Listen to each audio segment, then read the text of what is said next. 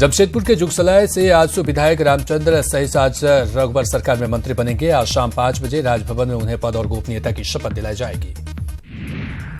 रामचंद्र सहित 2014 के विधानसभा चुनाव में जेएमएम उम्मीदवार को मात देकर लगातार दूसरी बार विधायक बने थे। आजसू कोटे से मंत्री चंद्र प्रकाश चौधरी के सांसद बन जाने के बाद ये पद खाली हुआ है। देवघर में महागठबंधन के घटक दलों के नेताओं ने अकेले चुनाव लड़ने की मांग की है। संथाल क्षेत्र में कांग्रेस और जेएमएम कार्यकर्ता अलग अलग चुनाव लड़ने की मांग कर रहे हैं। रामगढ़ से आजसू विधायक रहे चंद्र प्रकाश चौधरी के इस्तीफे के बाद अब इस सीट पर बीजेपी और आजसू दोनों दावा कर रही है। आजसू इसे परंपरागत सीट बता रही है तो बीजेपी गिरिडीह में त्याग के बदले इस पर हक जता रही है। झारखंड बीजेपी महिला मोर्चा के पदाधिकारियों ने मुख्यमंत्री को लोकसभा चुनाव में बीजेपी के बेहतर प्रदर्शन के लिए बधाई दी और विधानसभा चुनाव को लेकर भी उसी तरह काम करने को कहा।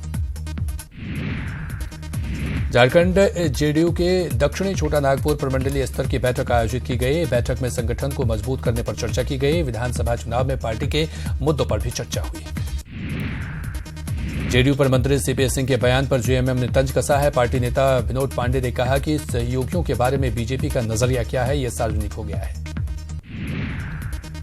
लोकसभा चुनाव में करारी हार पर कांग्रेस में घमासान जारी है। ऐसे में विधानसभा चुनाव में किस चेहरे को लेकर कांग्रेस मैदान में उतरेगी, इसे लेकर पार्टी के भीतर और बाहर सवाल उठने लगे हैं। रांची रेलवे स्टेशन रोड स्थित फुटपाथ दुकानदारों को हटाने पर नगर विकास मंत्री सीपी सिंह ने नाराजगी जताई है। फुटपाथ दुकानदारों से मिलकर सीपी सिंह ने दोबारा दुकान लगाने का निर्देश दिया। क्रिकेट एसोसिएशन ऑफ बिहार के सचिव आदित्य वर्मा ने सीएम रघुवर दास से मुलाकात की और झारखंड में खेल के विकास के लिए किए जा रहे कार्यों की सराहना की।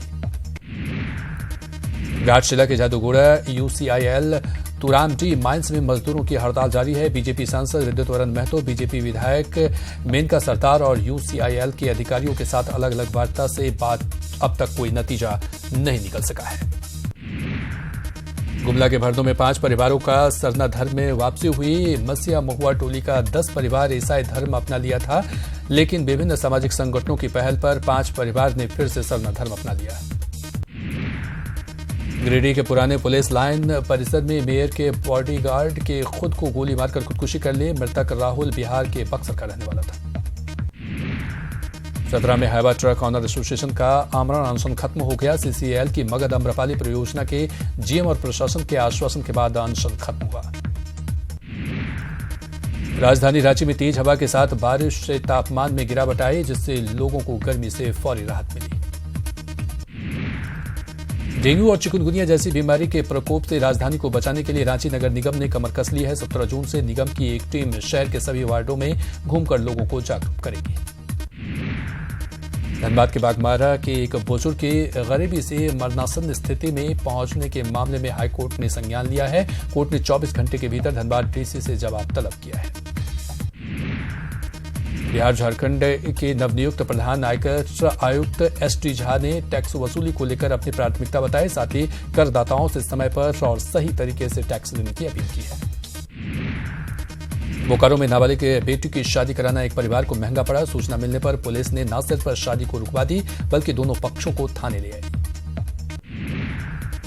रांची में दंतोपंत टेंगरी रोजगार मेले का आयोजन किया गया, जिसमें 38 कंपनियों ने 3800 से ज्यादा शिक्षित बेरोजगारों को जॉब ऑफर किया। इस रोजगार मेले में युवाओं को 11,000 से 15,000 रुपए महीने का जॉब ऑफर किया। बोकारो धनबाद सीमा पर तिलमच्चो ब्रिज के पास दामोदर नदी पर आरती का आयोजन किया गया। देवनंद दामोदर महोत्सव के तहत आयोजित इस कार्यक्रम में मंत्री सरयू राय और बीजेपी विधायक राज सिन्हा ने भी शिरकत की।